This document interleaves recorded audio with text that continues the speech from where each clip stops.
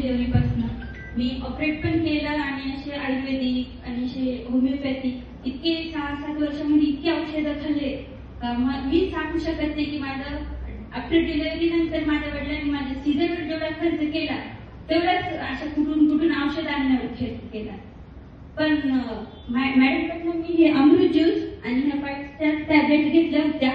मी 2 महिन्यापासून घेते आणि मला खूप फरक पडलेला आहे. मी आता वांगी सुद्धा खाते, नाहीतर मी इतके पत्ते पाळायचे का मलाच कळायचं नाही की मी काय खाऊ आणि काय नाही.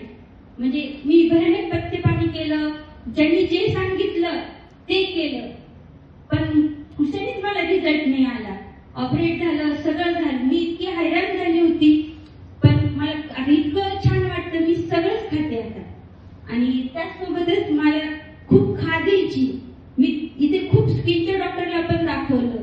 जसं 5-6 वाजायचे ना, थोडं खाजायचं. मी कधी तर रडायची रात्री उठून. माझ्या मिस्टरांनी मला खूप दाखवलं, पण मी अमृत ज्यूस मी फक्त पाणीसाठी घेतलं होतं, पण माझी ती इचिंग पण कमी झाली. आता मी इचिंगसाठी दररोज एक टॅबलेट घ्यायची, पण आता मी ती टॅबलेट पण बंद केली 2 महिन्यापासून. मला आता अजिबात अंग खात नाही. आता पूर्ण ते शीतपित्त टाईप काहीतरी व्हायचं. मी डॉक्टरला पण दाखवलं, स्किनच्या डॉक्टरला पण. मला डॉक्टरने असा सल्ला दिला की तुम्ही 1 महिना लिहून काढा, तुम्ही सकाळपासून रात्री झोपेपर्यंत काय काय खाता. मी बुक केली, पूर्ण लिहिलं.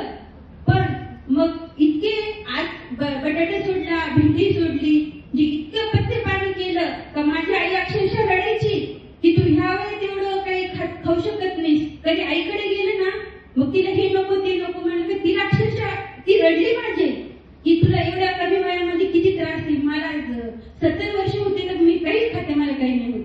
आणि माझी मुलगी आहे, आता 3rd ला जाते.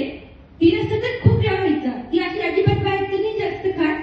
आणि तिला पण ना युरिनचा प्रॉब्लेम व्हायचा, तिला सतत उन्हाळी लागायची. पण माझ्यासोबत मॅडमनी सांगितलं की तिला पण अमृत ज्यूसचा, ती पण माझ्यासोबत घेते. आता 2 महिने झाले, तिला पण कोणताच प्रॉब्लेम नाही आणि तिला खोकला पण नाही. ती आता गावाकडे गेल्यानंतर तिने इतकं बाहेरचं खाल्लं पण तिला काहीच नाही झालं. नाहीतर गावाकडून आल्यावर 3 वेळेस तिला आधी हॉस्पिटलमध्ये न्यावं लागेल.